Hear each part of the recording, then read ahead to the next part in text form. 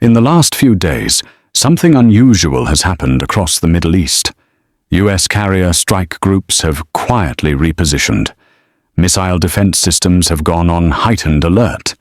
Commercial oil tankers crossing the Strait of Hormuz have begun altering routes, without public explanation. There has been no declaration, no emergency address, no official announcement of war. And yet, the system is moving, because the most dangerous moment in geopolitics is not when bombs fall. It's the silence before they do. Officially, Washington says it does not want war with Iran.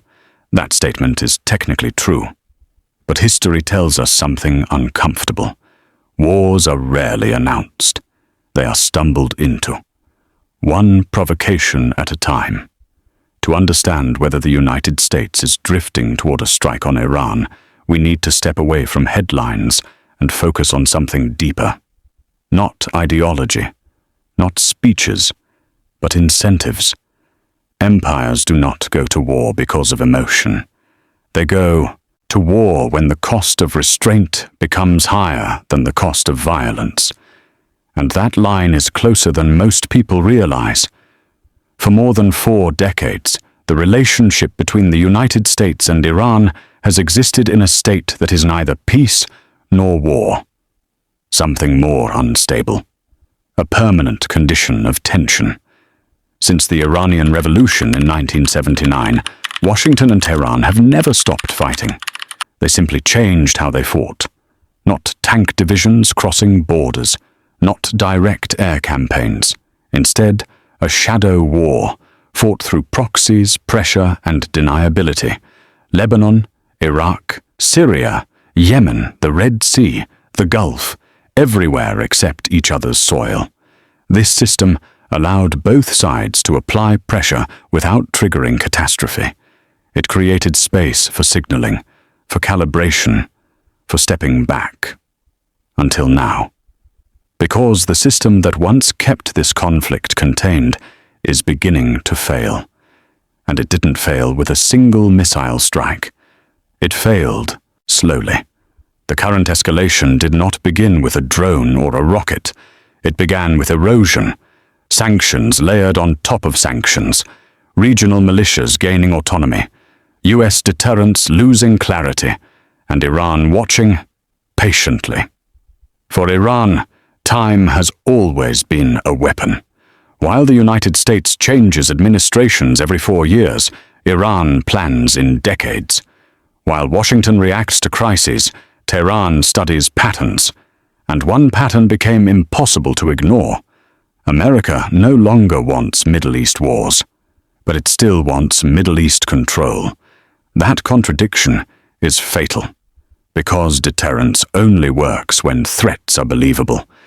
And lately, Iran has been testing exactly how believable America's red lines still are. In recent years, Iranian-aligned militias have attacked US forces repeatedly, in Iraq, in Syria. These attacks were not random. They were calibrated. Most were designed to wound without killing large numbers of Americans. Not accidents. Signals. Each strike asked the same question. How much will the United States tolerate before responding decisively?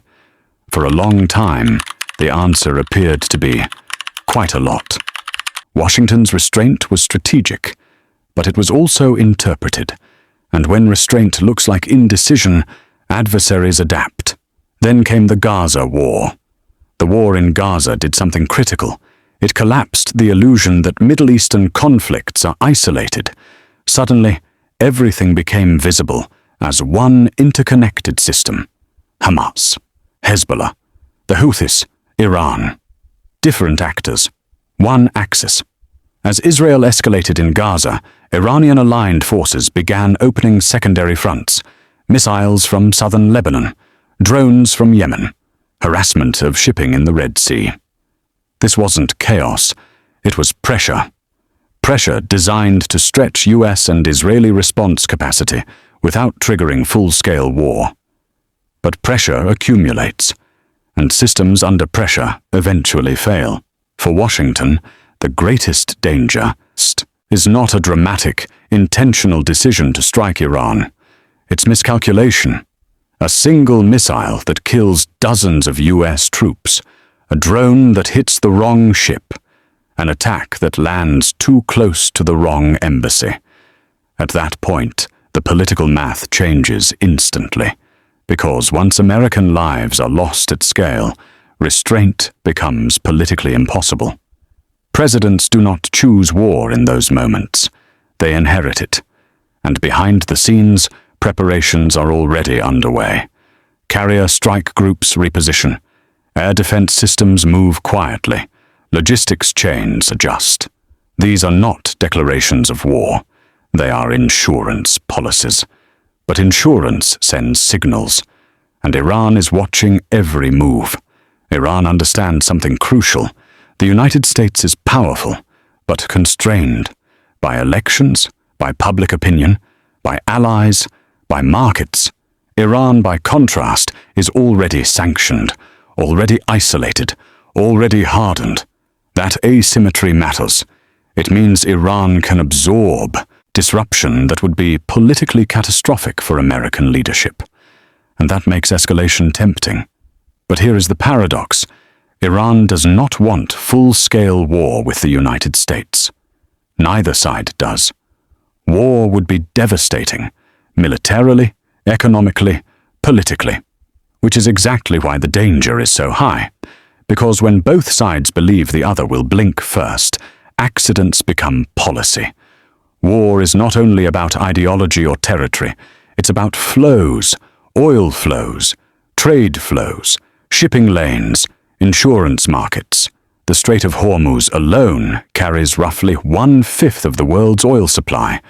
Iran does not need to close it. It only needs to make it unreliable. A single disabled tanker, a few naval incidents, persistent drone harassment. Markets do the rest.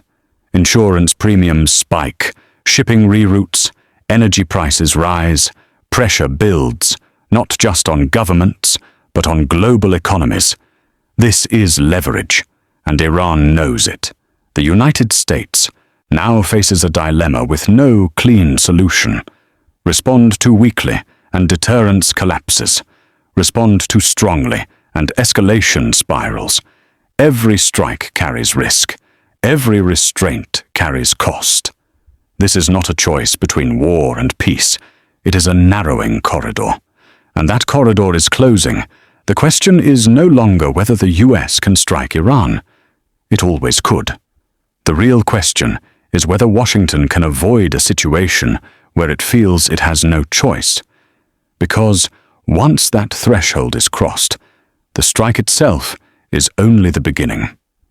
What follows would reshape the Middle East for a generation, and the decision that matters most is not the one announced on television. It is the one being made quietly, right now. In the next phase, we need to understand how Iran built a system designed to survive American power, why traditional deterrence is failing, and why the rules that kept this conflict contained for decades no longer apply. Because what comes next doesn't begin with missiles. It begins with architecture. Iran didn't wake up one morning and decide to challenge the United States directly. That would have been suicidal. Instead, it built something far more resilient. A system. Not a traditional army designed for open battlefield confrontation, but a dispersed architecture of influence, political, military, and economic, spread across the Middle East. A system designed to absorb punishment, deny attribution, and retaliate without triggering total war. This is the architecture now pushing the region toward the edge. To understand why Iran fights the way it does, you have to understand how it learned vulnerability. In the 1980s, Iran fought an 8-year war with Saddam Hussein's Iraq. Hundreds of thousands died. Cities were bombed. Chemical weapons were used against Iranian troops, and the world largely watched. From Tehran's perspective, the lesson was brutal and unforgettable. When Iran is isolated, no one comes to save it. That trauma reshaped Iranian strategy for the next 4 decades. Never fight alone. Never fight symmetrically. Never fight on your own soil if you can avoid it. Instead, Iran would export deterrence.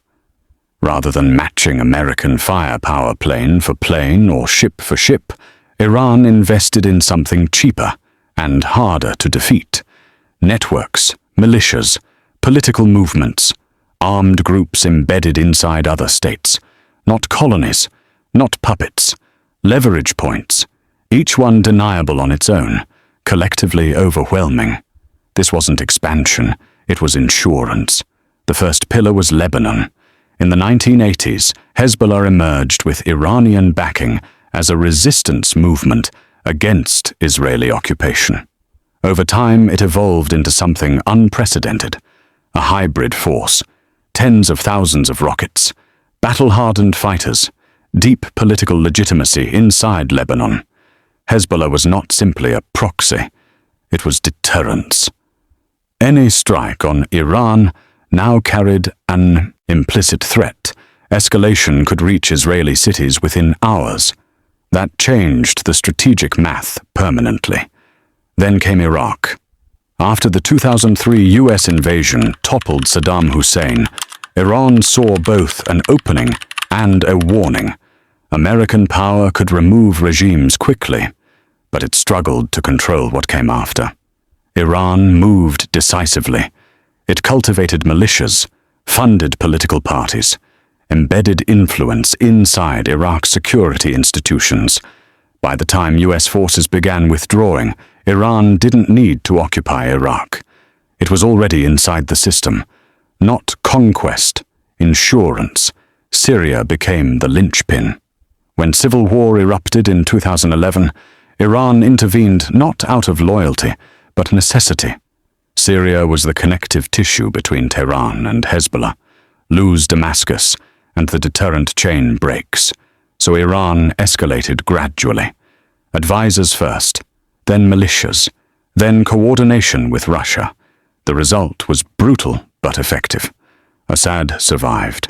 Supply routes held. The regional architecture remained intact.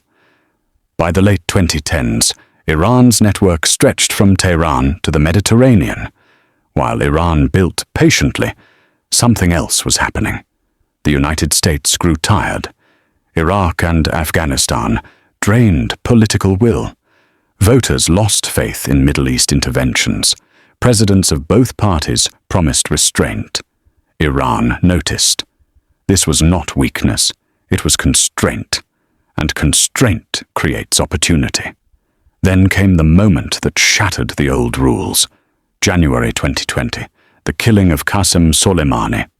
For years, Soleimani was the invisible hand behind Iran's regional system, coordinating militias, managing escalation, shaping outcomes without crossing red lines. When the United States killed him, it crossed a psychological threshold. For the first time, Washington directly targeted the architect of Iran's deterrence. Tehran had to respond, but not recklessly. Iran's missile strike on US bases in Iraq was carefully calibrated.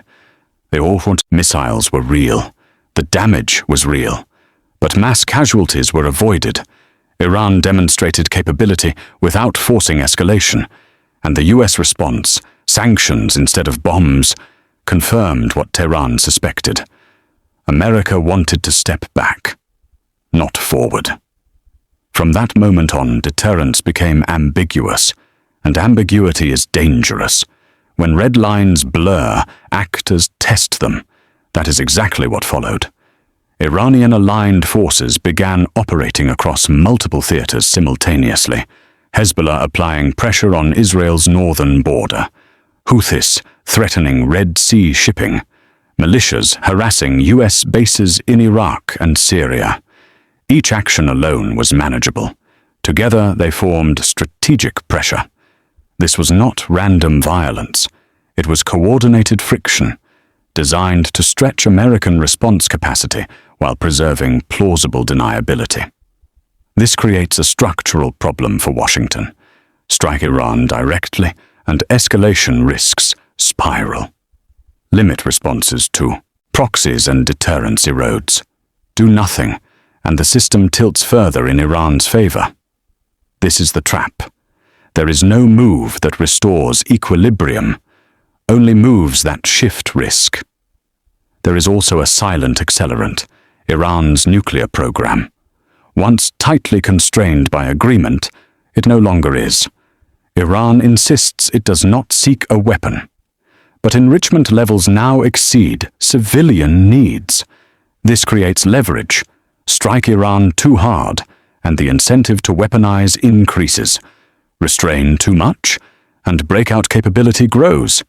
Every escalation now carries a nuclear shadow. There is no clean balance. Behind closed doors, US planners understand this reality. A direct strike on Iran would not be a single night of air raids. It would trigger responses across the region. Missiles on Israel, attacks on US forces, disruption of global energy markets. Iran does not need to defeat the United States. It only needs to make victory meaningless. This is why escalation feels both imminent and impossible. Both sides believe war would be catastrophic. Both sides believe backing down invites long-term loss. So they edge forward, testing, signaling, calculating, until calculation fails. The most dangerous phase of any conflict is when both sides believe they're still in control. History is filled with wars that started this way. No declarations, no clear intentions, just accumulated pressure, and one step too far. The question now is not whether Iran wants war. It doesn't. The question is whether the system Iran built and the system America relies on can still prevent one. Because systems don't collapse from ideology. They collapse from overload. And the Middle East is running hot. In the final phase, we confront the hardest truth of all. What actually happens if deterrence fails, not in theory, but in reality. How a US strike would unfold, why it would not stay limited, and how consequences would ripple far beyond the region.